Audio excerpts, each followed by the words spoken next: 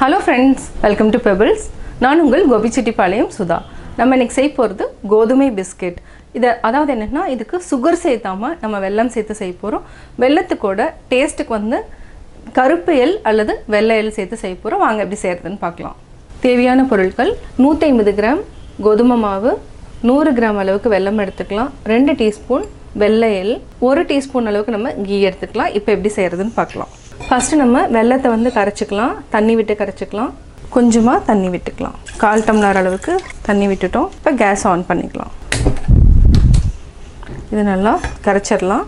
இது நல்லா கரைச்சிட்டு அதுக்கப்புறம் ஆற வச்சுட்டு நம்ம பிசைஞ்சிக்கலாம். கோதுமாவை எடுத்துக்கலாம். இது கூட ஏலக்காய் ஒரு சீடு அதையும் ஆட் பண்ணிக்கலாம். வெள்ளையில் 2 டீஸ்பூன், ஒரே ஒரு பிஞ்ச் அளவுக்கு நம்ம பேக்கிங் சோடா ஆட் பண்ணிக்கலாம். ரொம்ப ஜாஸ்தி ஆட் பண்ண வேண்டாம், கொஞ்சமாக ஆட் பண்ணாலே போதும். ஒரு 3/4 டீஸ்பூன் அல்லது 1 டீஸ்பூன் அளவுக்கு நெய் விட்டுக்கலாம். இப்போ நம்ம கொஞ்சம் கொஞ்சமாக வெல்லத்தை ஆட் பண்ணிக்கலாம். அதாவது வடித்து வச்சுட்டு கொஞ்சம் வெல்லம் சேர்த்து பிடிச்சிக்கலாம். கொஞ்சம் கொஞ்சமாக ஆட் பண்ணணும், ஜாஸ்தி ஆட் பண்ணிட வேண்டாம். உங்களுக்கு இது மீதி ஆச்சுன்னா, வெல்லம் மீதி ஆச்சுன்னா நம்ம வந்து இன்னும் கொஞ்சம் மாவு கூட போட்டு பிசைஞ்சிக்கலாம். அப்படி இல்லைன்னா நம்ம டீ காஃபியில் ஆட் பண்ணிக்கலாம். வெல்லம் மீதி இருந்த வெல்லத்தை நம்ம இது கூட கொஞ்சமாக ஒரே ஒரு சிட்டிகை உப்பு போட்டுக்கலாம். டேஸ்ட் வந்து நல்லா தூக்கலாக இருக்கும். அதாவது அந்த ஸ்வீட் வந்து நல்லா நம்மளுக்கு தெரியுங்கிறதுனால உப்பு ஆட் பண்ணிக்கிறோம். இப்போ நம்ம ஒன்றா உருட்டிக்கலாம். கையில் ஒட்டுச்சுன்னா கொஞ்சமாக கீ தடவிக்கோங்க. 10 மினிட்ஸ் வந்து நம்ம அப்படியே ஊற வச்சுக்கலாம். அதுக்கப்புறம் ஃப்ரை பண்ணிக்கலாம். 10 மினிட்ஸ் ஆகிடுச்சு. இப்போ நம்ம சின்ன சின்ன உருண்டைகளாக உருட்டிக்கலாம். நம்ம அதையும் எடுத்துரு. இப்போ சொல்கிறது நம்ம சின்ன சின்ன உருண்டைகளாக உருட்டிக்கலாம். இதே மாதிரி எல்லாத்தையுமே நம்ம உருட்டிக்கலாம்.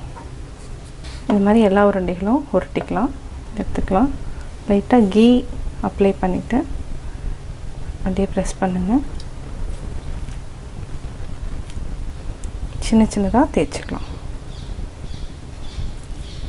இது லைட்டாக ஹோல் போட்டுக்கலாம். இதே மாதிரி நம்ம எல்லாத்தையுமே எடுத்து வச்சுக்கலாம். இதை நம்ம எடுத்து ஒரு பிளேட்டில் மாற்றிக்கலாம்.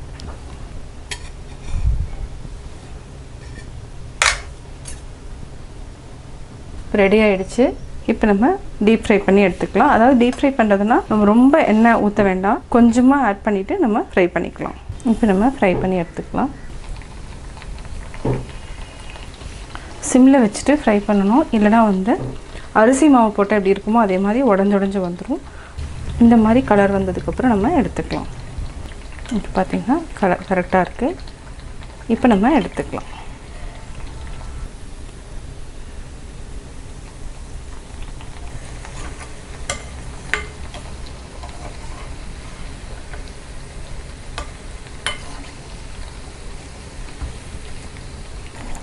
இப்போ எடுத்துக்கலாம்.